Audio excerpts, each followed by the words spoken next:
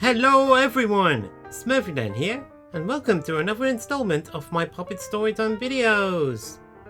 The next Railway Series book will be all about Thomas the Tank Engine. Dear Christopher, here is your friend Thomas the Tank Engine. He wanted to come out of his station yard and see the world. These stories tell you how he did it. I hope you would like them because you helped me to make them. Your loving Daddy. Thomas and Gordon. Thomas was a tank engine who lived at a big station. He had 6 small wheels, a short stumpy funnel, a short stumpy boiler, and a short stumpy dome. He was a fussy little engine, always pulling coaches about. He pulled them to the station, ready for the big engines to take out on long journeys. And when trains came in, and the people had got out, he would pull the empty coaches away so that the big engines could go and rest. He was a cheeky little engine too. He thought no engine worked as hard as he did, so he used to play tricks on them. He liked best of all to come quietly beside a big engine dozing on the siding and make him jump.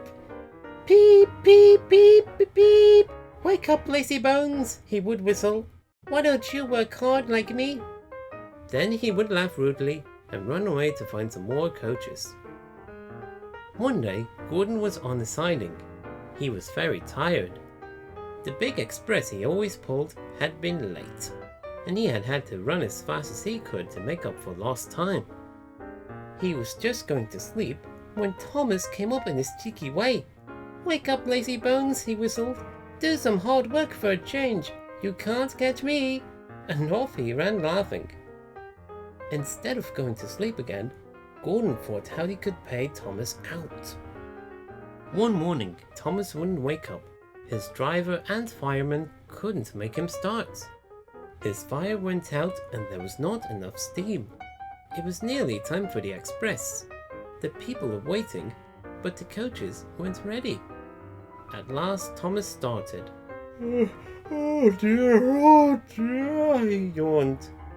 Come on, said the coaches. Hurry up! Thomas gave them a rude bump and started for the station. Don't stop dawdling, he grumbled. Where have you been? Asked the coaches crossly. Thomas fussed into a station where Gordon was waiting. Poop, poop, poop, hurry up you, said Gordon crossly. Beep, beep, beep, hurry yourself, said Cheeky Thomas. Yes, said Gordon, I will. And almost before the coaches had stopped moving, Gordon came out of his siding and was coupled to the train. Whoop whoop, he whistled. Get in quickly, please. So the people got in quickly, the signal went down, the clock struck the hour, the guard waved his green flag, and Gordon was ready to start. Thomas usually pushed behind the big trains to help them start, but he was always uncoupled first, so that when the train was running nicely, he could stop and go back. This time he was late, and Gordon started so quickly that they forgot to uncouple Thomas. Boop boop, said Gordon. Peep peep peep, whistled Thomas. Come on, puffed Gordon to the coaches. Pull harder, puffed Thomas to Gordon. The heavy train slowly began to move out of the station. The train went faster and faster, too fast for Thomas. He wanted to stop, but he couldn't. Peep, peep, stop, he whistled. Hurry, laughed Gordon in front. You can't get away, laughed the coaches. Poor Thomas was going faster than he had ever gone before. He was out of breath and his wheels hurt him, but he had to go on.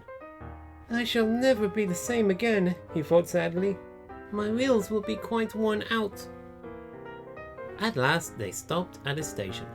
Everyone laughed to see Thomas puffing and panting behind. They uncoupled him, put him onto the turntable, and then he ran on the siding out of the way. Well, little Thomas, chuckled Gordon as he passed. Now you know what hard work means, don't you? Poor Thomas couldn't answer. He had no breath. He just puffed slowly away to rest and had a long drink. He went home very slowly, and was careful afterwards never to be cheeky to Gordon again. Gee, I hope Thomas learned a lesson that being cheeky is not one of the best ways to make friends. Anyway, thank you for watching today's story. If you like what you're seeing, please share it with your family and friends, leave a comment, give it a like, and subscribe to my channel. Plus, there is another video I did that I would recommend you to watch, and a playlist featuring of all my Puppet Storytime videos. So, until next time, this is SmurfyDan signing off. Goodbye!